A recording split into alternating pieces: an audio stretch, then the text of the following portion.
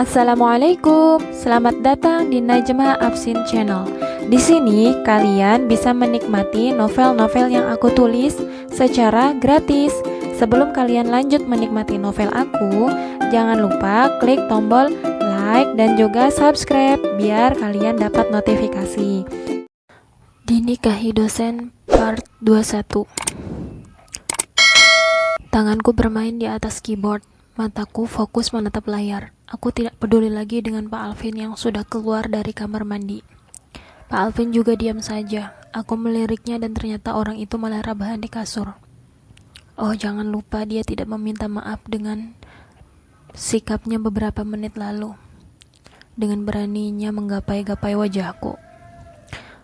Setelah selesai mengerjakan tugas review film, aku menutup laptop dan mematikannya. Ada suara notifikasi di ponselku. Ternyata dari Kak Ramdan. Sudah sampai ke rumah kan? Aku merenung sejenak. Tumben Kak Ramdan ngechat aku untuk urusan yang tidak penting-penting banget. Ya jelas aku sudah sampai rumah. Emang dikira aku kemana? Iya Kak, sudah. Ada apa? Aku bertanya. Tadi saya dapat info dari warga sekitar. Ada mobil yang kena begal. Bisa dipastikan korban habis pulang dari kondangan. Jadi aku khawatir, takut itu kamu sama Pak Alvin. Aku baik-baik aja Kak. Sampai di rumah dengan selamat. Aku membalas lagi, alhamdulillah kalau gitu. Iya Kak. Kenapa Kak Ramdan perhatian banget, gumamku. Aku melirik ke arah sofa. Pak Alvin sudah tidak terdengar bernafas. Mungkin sudah tidur kali ya. Kamu besok ke perpus enggak? Satu pesan lagi dari Kak Ramdan muncul. Iya Kak. Tugas makalah, jawabku. Oh, kebetulan kakak juga ada yang mau dibaca. Jam berapa ke perpus? Tanyanya. Insya Allah jam 10-an kak. Oke, sekalian juga ada yang mau kakak bicarain sama kamu. Ih, jangan bikin aku penasaran kak, sekarang aja ngomongnya. Nanti aja, udah kamu tidur duluan. Iya kak. Azan subuh berkumandang. Setelah sholat aku langsung ke dapur, karena tidak boleh malas-malasan di rumah mertua ya kan. Bisa-bisa disemprot lagi atau dihina-hina sebagai menantu hardolin. Dahar modal ulin. Kalau kata orang Sunda mah. Artinya itu makan terus main, itu aja kerjaannya. Di rumah Pak Alvin sebenarnya ada pembantu, Bu Iva namanya, yang biasanya masak. Tapi ya aku pengen bantu-bantu juga sih. Kulihat wanita Parabaya itu sudah sibuk memotong sayuran. Lantas aku mendekati. Bu, panggilku. Istrinya Pak Alvin ya? Tanyanya. Aku mengangguk. Bu Iva ini memang pembantu khusus untuk masak dan membersihkan rumah. Sedangkan mencuci pakaian itu dilakukan masing-masing orang yang ada di dalam rumah. Karena sifatnya lebih privasi. Tapi karena kemarin aku menawarkan diri mencuci semua pakaian orang-orang di rumah, alhasil mama mertua yang senang, tapi ujung-ujungnya mengomel karena aku yang menjemur pakaian tidak pada tempatnya. Mau masak apa bu? Tanyaku pelan. Takut sih kalau sampai kedengar suaraku ke kamar-kamar lain, termasuk kamar mama mertuaku. Padahal jaraknya jauh sih dari dapur. Hahaha. Balado ikan tongkol, oseng kangkung, tempe goreng sama sambal terasi neng. Balas Bu Iva. Aku mengangguk. Yang disebutkan tadi adalah menu-menu standar, dan aku tidak perlu ambil pusing untuk searching di Google mengenai bumbu-bumbu yang akan dipakai. Saya ikut masak ya bu, pintaku sembari mengambil pisau dan talenan lain. Gak usah neng, saya aja. Gak apa-apa, saya biasa kok masak, jelasku. Membuat Bu Iva tersenyum dan membiarkanku membantunya. Kalau udah biasa masak, nanti kamu aja ya yang jadi koki di rumah ini, ucap suara seorang wanita. Aduh mampus. Hehe, mama udah bangun. Kamu kira saya kebo apa? Bangun kesiangan, ucapnya tidak terima. Bu Iva, ngapain biarin dia masak ha? Mau makan gaji buta sampean? Tanya mama mertuaku dengan tatapan melotot. Bu Iva menunduk sembari menggelengkan kepalanya. Aku yang melihatnya kasihan. Bukan begitu, Mak. Ini aku inisiatif sendiri membantu. Jangan salahkan Bu Iva, jelasku masih dengan lembut. Mama mertua ini ternyata suka membuat perkara ya. Heleh, ya udah Bu Iva, biar pulang. Kamu yang lanjutin ini, tenang aja. Gaji Bu Iva tidak akan saya potong sepeser pun. Tandas mama mertua sembari menjalankan tangan di depan dada. Aduh, kok masalah masak aja nyerempet ke gaji segala sih. Kenapa mak? Tanya ayah mertuaku yang baru nongol ke dapur. Mungkin mendengar keributan. Gak apa-apa, itu menantu kita rajin banget pak. Masih pengantin baru, jadi aku larang buat masak biar layanin Alvin aja, jelas mama mertua. Lah kok bohong ini sih, si mama mertua. Mel, kalau kamu capek banyak tugas kuliah nggak apa-apa, nggak usah repot-repot masak. Wong ada Bu Iva kok yang masak, jelas ayah mertua. Aku mengangguk kikuk. Iya ayah, aku memang kadang hobi aja gitu. Iya nggak apa-apa. Kalau kamu nggak sibuk, masak juga nggak apa-apa kok. Ayo mak, siap-siap pagi ini kan kita mau janjian sama klien papa, ajak ayah mertua kepada mama mertuaku. Syukurlah aku mendesah lega. Kulihat Bu Iva yang masih menunduk. Maafkan saya ya Bu, sampai jadi diomelin sama mama. Sesal Bu Iva. Maafkan saya ya Bu, sampai jadi diomelin sama mama. Sesalku. Iya Neng, gak apa-apa. Yang mama selalu ngomel-ngomel ya kerjaannya Bu, tanyaku. Bu Iva mengangkat wajah tersenyum. Ya gitu aja, namanya ibu-ibu.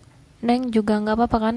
Tanyanya. Enggak, saya udah biasa diomelin, ucapku. Walau sebenarnya baru di rumah ini aku diomel-omel di pagi buta. Setelah menyajikan makanan, aku tidak kunjung melihat Pak Alvin keluar kamar karena mama dan ayah mertua sudah stay aja di ruang makan. Ayo makan, ucap ayah mertua padaku yang tidak kunjung mengambil nasi dan lauk pauk. Panggil suamimu loh, ucap mama mertuaku. Gak usah lama, lagian dia juga jarang sarapan begini, jelas ayah mertua. Tak lama datanglah seorang gadis berseragam sekolah, tidak lain adalah Hana. Dia tersenyum manis. Pagi ma, pa, ucapnya, dan langsung duduk. Kakak gak mau sarapan bareng lagi ya? Tanya Hana dengan wajah murung. Sebenarnya ada apa sih? Kamu makan aja dulu, sela ayah mertua. Biar Amel yang panggil, ucapku, beranjak dari sana. Kulihat ayah seperti ingin membuka mulut untuk mengatakan sesuatu, tapi sepertinya ia urungkan. Langkahku tiba-tiba saja terhenti di depan pintu kamar. Entah mengapa rasanya canggung jika harus bertatapan dengan Pak Alvin karena kejadian semalam. Tapi untuk apa juga, seharusnya dia yang canggung dan merasa bersalah. Saat kepalan tanganku sudah diambang pintu, justru pintu kayu itu terbuka, hampir saja mengenai wajahnya jika aku tidak segera menarik tanganku lagi. Kami sama-sama diam, bertatapan. Entah apa yang dipikirkan Pak Alvin.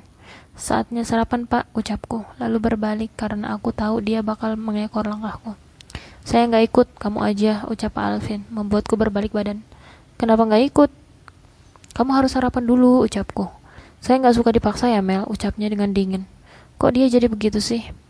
Pak, ini itu momen sarapan pagi sekeluarga, nggak boleh terlewatkan. Hari-hari kemarin aku juga bela-belain nggak ikut sarapan dengan alasan bangun kesiangan, padahal enggak. Aku yang masak, kamu harus makan. Jelasku panjang lebar. Dia tetap saja menggeleng sembari membetulkan jam tangannya. Saya nggak selera, balasnya. Aku berdecak kecil dan menarik pergelangan tangannya. Ayo ikut aja, ajakku. Namun tanpa aku duga, dia menepis genggaman tanganku. Kamu pura-pura tuli atau gimana? Atau kamu gak ngerti bahasa manusia, ha? Saya gak suka dipaksa, ucap Pak Alvin dengan suara yang naik beberapa oktav. Matanya melotot ke arahku. Apa? Aku memastikan pendengaranku. Mel, ingat, kita suami istri untuk sementara. Jadi, jangan berlagak seperti istri sungguhan. Atau jangan-jangan kamu berharap itu? Jangan-jangan kamu udah menaruh hati sama saya, gara-gara peristiwa semalam, todongnya dengan nada meremehkan. Aku menggeleng tidak percaya. Maksudnya apa coba berkata begitu? Aku sudah menaruh hati padanya. Gila kali. Jangan kepedean ya Pak. Bapak itu sadar diri harusnya. Kita udah buat perjanjian untuk gak kontak fisik saat berduaan. Tapi apa? Bapak memegang wajah saya loh. Seharusnya ada hukuman untuk itu. Jelasku kesal dengan jemari yang menggenggam. Ingin sekali rasanya menonjok wajah pria di hadapanku ini. Itu karena kamu juga, balasnya tidak terima. Apa? Karena saya, di mana letak kesalahan saya, hah? Oh, karena meluk bapak, terus bapak ambil kesempatan gitu? Tanyaku dengan terkekeh geli. Astaga, jadi siapa yang salah di sini? Aku hanya refleks memeluknya, tidak sengaja. Sedangkan dia sengaja membelai wajahku. Gak mungkin ada lebah yang mendekat kalau gak disodorkan madu. Kamu paham itu? Tanyanya. Maksud bapak, saya nyosor gitu. Todongku merasa direndahkan. Dia mengangguk lantas berbalik ke dalam kamar. Aku mengikutinya. Pak, ingat ya, saya itu wanita yang mampu jaga diri sendiri. Biarpun secinta apapun pada pria, gak bakal saya mau rendahin diri saya dengan nyosor-nyosor seperti Wati pacar bapak itu. Teriakku karena pintu kamar sudah aku tutup. Mataku membelalak ke arahnya. Aku jelas-jelas tidak terima dianggap sebagai wanita rendahan. Pak Alvin yang memasukkan buku-buku ke dalam tasnya berbalik menatapku tajam. Amel! Gertaknya. Apa, ha? Mau bela Wati, wanita haram kamu itu? Hahaha. Sama yang lebih murah sama yang lebih murah dari PSK aja bangga. Haha, PSK aja disentuh bayar. Itu disentuh-sentuh malah gratis. Seneng malah. Aku menyeringai, rasanya puas sekali bicara begitu. Amel, jaga mulut kamu, ucap Pak Alvin tajam. Jaga mulut, sebelum menyuruh orang, jaga dulu tuh mulut sendiri. Bapak yang mulai duluan rendahin saya, balasku. Kalau bukan karena nazar dan balas budi, saya nggak akan dan nggak bermimpi sesenti pun nikahin wanita sepertimu, Mel. Keluar dari kamar saya, jelas Pak Alvin. Aku tertawa getir, menggelengkan kepala. Jika tak ingin membalas budi dan menunaikan nazar, untuk apa memaksaku menikah denganmu, ha? Tanyaku, bukan urusanmu, keluar. Kamu ngusir aku, tanyaku tidak percaya. Aku cuma mau ngajak kamu makan, apa susahnya, ha? Keluar, saya bilang. Usirnya. Aku mengangguk. Baiklah, aku memang gak punya otoritas apapun di sini. Hanya istri tidak berguna, sementara dan rendahan. Baik, aku akan segera keluar. Aku berkata dengan kaca-kaca. Mulai dari lahir hingga aku dewasa seperti ini, baru kali ini aku mendengar perkataan seseorang yang mengusirku terang-terangan. Gak perlu repot-repot ngusir aku. Aku juga bakal keluar. Ya, aku bakal keluar dari rumah ini, batinku dengan geram.